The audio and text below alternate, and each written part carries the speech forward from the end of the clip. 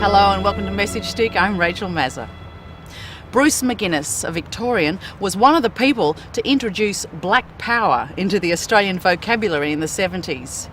He led his life striving for self-determination for his people and developing youth to achieving their best potential for themselves and their communities.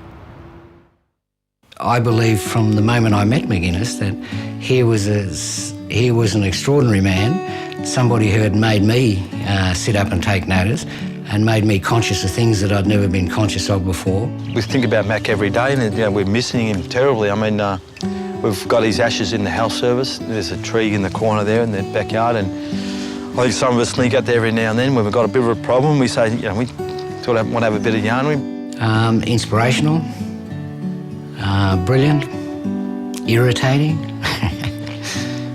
He could be extremely irritating at times, but that was part of the appeal and the attraction, because more often than not, when he was being irritating, he was challenging your ideas. Bruce was a person who was probably a hyperactive sort of a bloke who just was on the move all the time.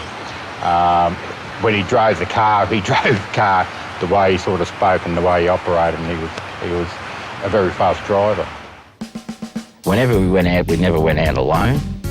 I mean, we could arrive at some nightclubs and just be at the front door and go in 2 out or 3 out. By the time you got to your table and sat down, you would have the best part of 20 people on. He's a really great man, Bruce, and a funny man, and he was an entertainer. Yeah, Bruce could get up and entertain with the best of them. Soft shoe shuffle, a little bit of a guitar thing there. But I mean, the man was quite capable of anything, but his main reason was for the progress of his people. Then, of course, he got married. He had 2 wonderful children, Kelly and Mikey, and married to Dawn. They're all still involved in their organisations and their families. It's strong on family, this with Mac. It was, it still is. Very family orientated.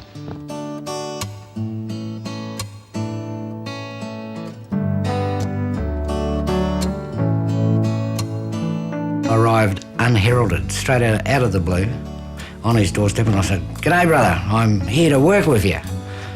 And he looked at me and said, "You got any money?" I said, "No." "You got anywhere to live?" I said, "No." The following day, he was going to Monash Uni at the time, so we drove out to Monash Uni, and he said to me, "Look, we've got to get you an income." I said, "Oh, yeah? How do we do that?" He said, "Look, just follow me and let me do the talking." And so we walked into the office of the head of the students' union at Monash Uni, and Bruce, who was obviously known to this guy, said, "You know what you need?" And the president of the student union said, "What do we need?" And McGuinness said, "You need a race relations officer. You give me a chair, a table, a telephone and a telephone book." And then McGuinness looked at me and he said, "Right." He said, "Sit down there and open up that phone book, ring up every school, high school, college and university in Melbourne and offer your services as a speaker on Aboriginal studies at $30 a hit." So we had an impact as well as being able to figuring out a way to survive. And this was part of the evil genius, McGuinness. He was so practical, and he could come up with the most outrageous sort of ways of coping with a variety of problems. He was a genius. I met Bruce in, I think it was about 72, in Monash University. A strange thing is that several of us had different experiences and had grown up in different places of Australia. And for the first time, these white middle class or working class kids, migrants, had met someone from the Aboriginal community. And Bruce was the guy who really pulled you in. And within a short time, Bruce introduced us to a completely new life. A world that we had not sort of known about.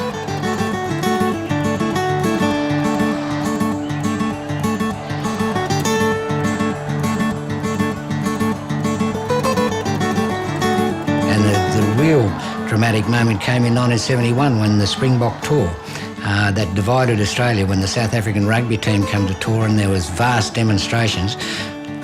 We fronted those demonstrations and said to people, you're the hypocrites, you know. You're demonstrating against the racist evil that exists halfway around the world, but what about here? Where, you know, what about your own backyard where you have to be regarded as part of the oppressive unit, you know? You people are the oppressors in this country. So, you know, understand your own history a bit better and realise that there's an important struggle here too and you need to support us. So out of that grew an alliance in 71 whereby the anti-apartheid demonstrators got together with the Black Power movement, and we started having a series of major Aboriginal demonstrations to do with land rights up and down the east coast of Australia. We constituted a very formidable team, and at various times with people such as Dennis and Kath Walker and Sammy Watson and other people in Brisbane, and with Paul Coe and Gary Williams and Billy and Lynn Craigie and all the crew in Redfern, we formed an unbeatable team. We proved it by changing Australian history in 1972 with the Aboriginal Embassy. And that's just one of our stunts. Black Power was on the move across the world. And Bruce was involved in bringing a fellow called Roosevelt Brown from Caribbean who came out. But there were other people that were involved, but it was around that time, and if you look at it from that, where in fact the Aborigines Advancement League got to be under Aboriginal management. The Aboriginalisation, if you like, of the Aborigines Advancement League that Bruce was involved with is one of those watersheds, I think, in not only in terms of the Advancement League, but in terms of Aboriginal affairs right across the nation. In 1967, the great referendum was organised and coordinated and brought about by FCATSI, the Federal Council for the Advancement of Aborigines and Torres Strait Islanders, the only national Aboriginal organisation in Australia. But at the time they did that, it was an organisation that was not controlled by Aboriginal people. And it was Bruce McGuiness and Dennis and Kath Walker and others who led the push in 1969 and 1970 to try and have Aboriginal control of our own national voice. And we failed. That's what the primary issue of that moment in history was, that Aboriginal people needed to control their own affairs. And that's all Black Power was ever about, but many people misinterpret, I mean, you know, especially the media, and in doing so generated a lot of unnecessary fear and paranoia at that point in time. But by the same token, it certainly made white Australia sit up and take notice. People saw, you know, Black Power or black fellas getting up and doing all those things meant separation and aggravation and all of those sort of things, when in fact it was really about the rights of people. So even our friends used to really get freaked out at the sight of an Aboriginal person dressed in black. Beneath the veneer of the image, we were young people who had somehow or other got this fire in our bellies about history and struggle and the cause. And we were one part hippie as much as we were 90 parts black political activists. Who discovered Australia? Captain Cook. Captain Cook. Captain Cook. Captain Cook. Oh, what was his name? Captain Cook, huh? Yeah, I think so. Who discovered Australia? Christopher Columbus. Who discovered Australia? Captain Cook. Then it wasn't Cook discovered Australia. It was Aboriginal. Bruce's film Black Fire, which he made when he was at Monash Uni in 1972, is possibly the first Aboriginal directed film. 2 years later, in 1974, Bruce made his second film, which was A Time to Dream. It was a film about the first ever National Aboriginal Arts Seminar, which had been sponsored by the Whitlam government. Most of this current international obsession with Aboriginal art and everything today can be traced back to that seminar. But it's interesting that McGuinness got into film because it's another instance of him following in the footsteps of his great mentor, or picking up on a lesson of his mentor Bill Onus, and using that medium as a tool to get a message across.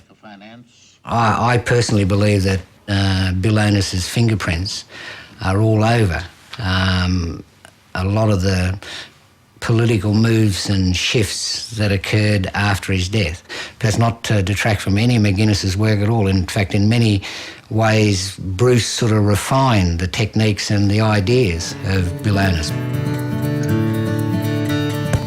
I could never understand in the beginning, when I first met McGuinness, why he had such an obsession with the Fitzroy Stars Football Club in Melbourne, which is the Melbourne Aboriginal equivalent of the Redfern All Blacks. But gradually I got to understand that McGuinness had picked up from Bill Onus that a football team is an important way to maintain cohesion of a community that is under threat from assimilation. He wasn't much of a sportsman, and I don't mind saying that. He loved his football club, the North Melbourne, or the Kangaroos, and I loved stirring him when the Kangaroos got beat and that type of thing, and that was fun.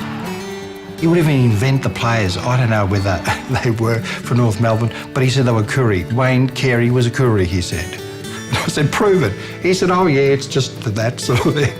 His main focus was about realising the worth of sport, you know, from a health point of view.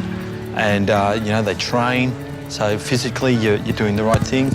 You might not be doing the harmful things to yourself. You might be off the grog or not smoking yarndie or doing other types of things which do hurt Aboriginal people. Well, Bruce was chairperson of the health service when I began there, when I did the first survey.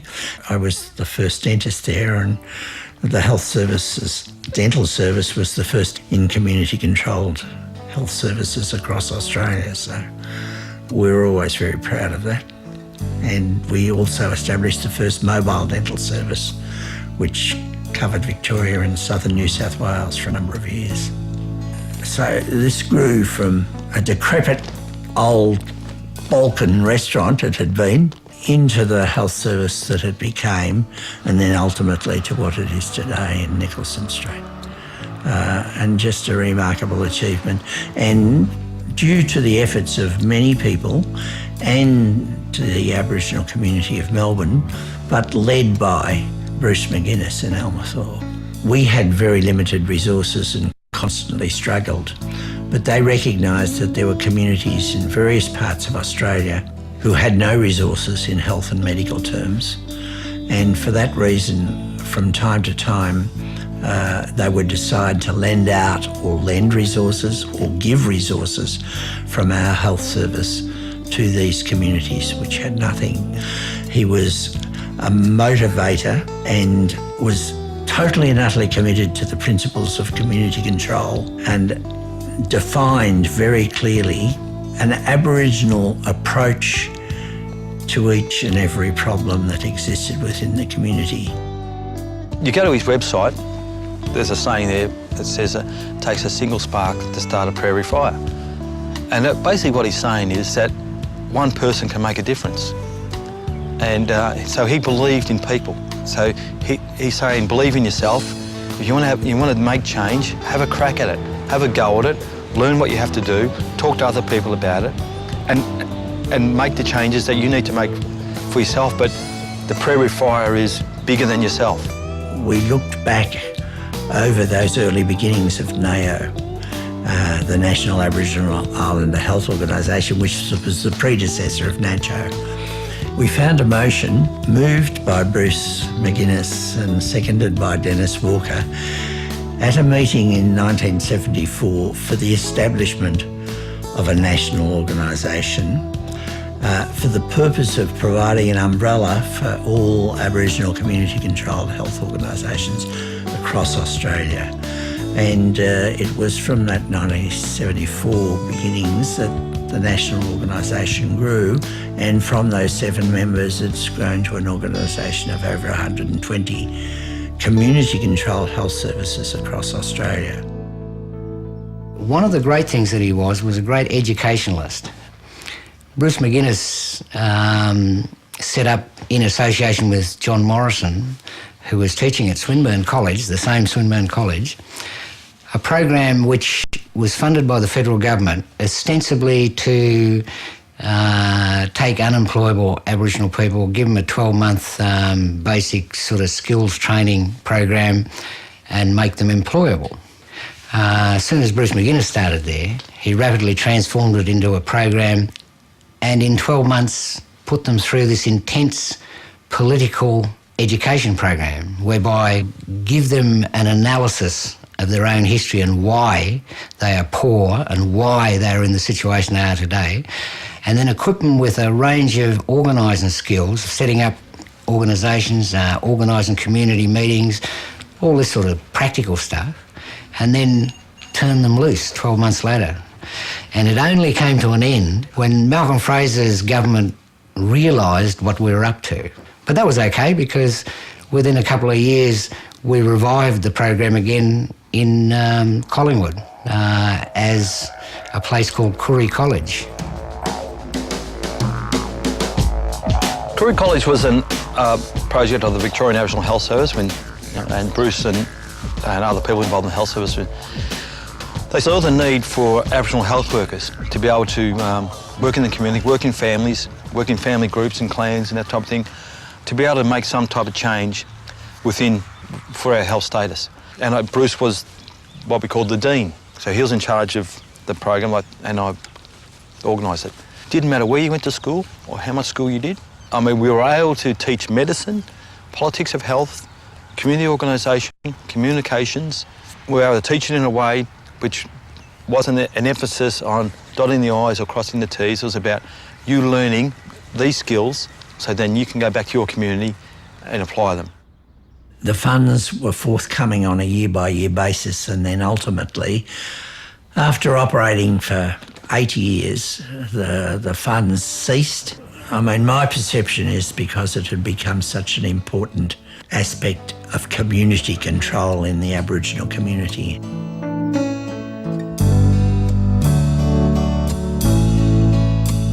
It's probably be one of the greatest achievements for Bruce is receiving the doctorate of what he's achieved over the years. He never been an ambitious person that saw the bright lights, so he didn't sort of seek leadership. He would take people under his wings to get them to understand without sort of brainwashing you into this is right and that's wrong.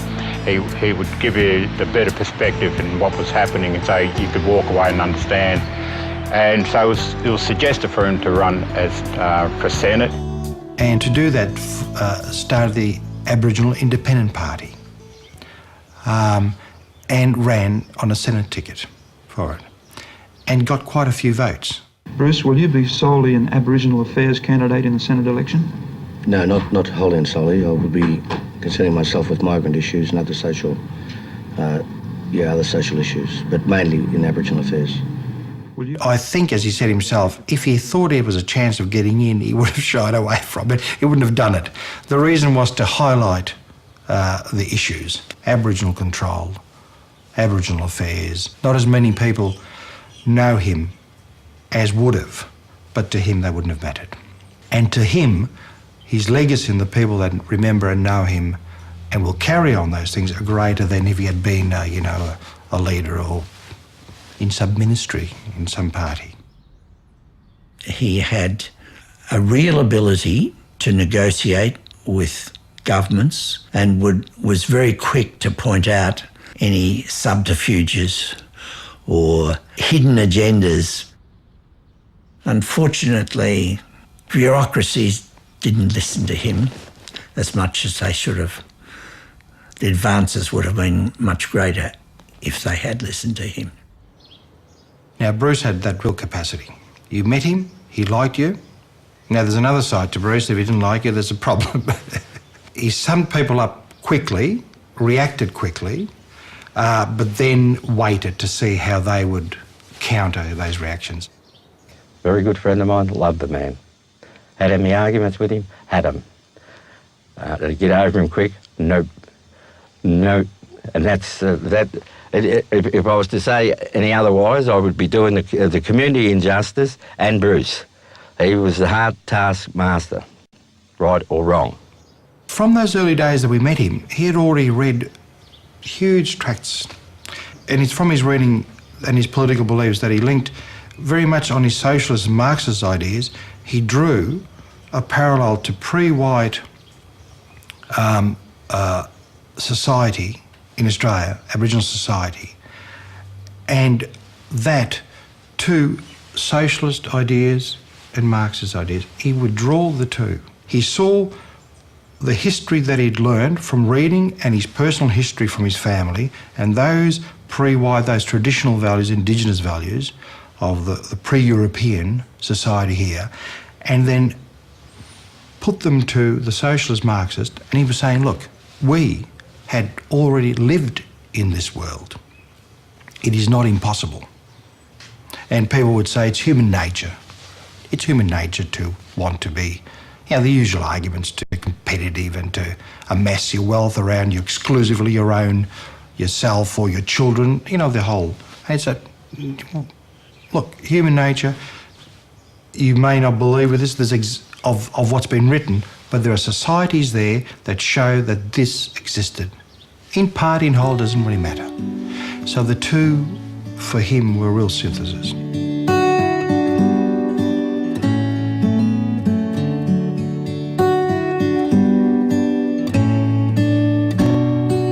Yeah, Bruce, of all the men I've known, would be among the most who abhorred chauvinism. And commonly I'd see him rebuke any element of chauvinism shown by any males, and would commonly quote Mao and say women hold up half the world.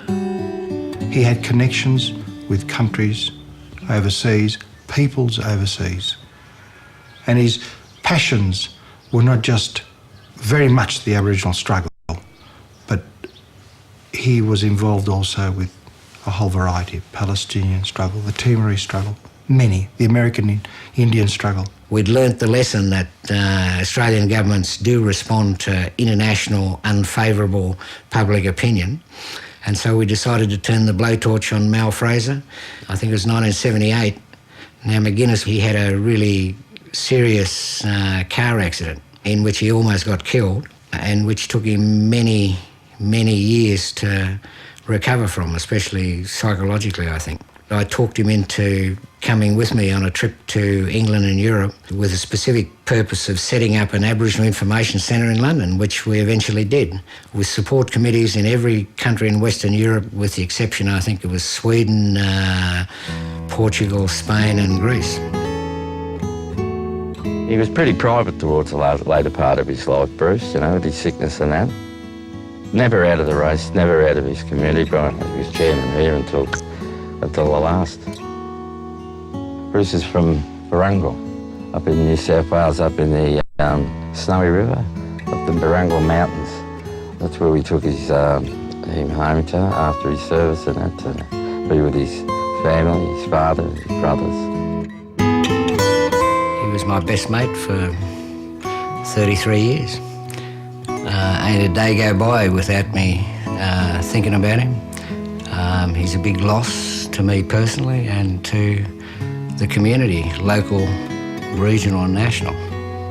It's very sad. I still feel upset and very sad about his loss, about him going too early like most blackfellas do. I think it's probably only over time, unfortunately in his case, that people will begin to appreciate his achievements. He loved his brothers and sisters very much. He wasn't a god or a saint or anything, but he was probably a brother I was very proud of. The rest of my family I can speak of as well. And he's probably up there reorganising the structure up there for politics up there in the land, so yeah. And it will continue, it will go on. Unstoppable. The magic of McGuinness. BB. Yeah, pleasure to know the man.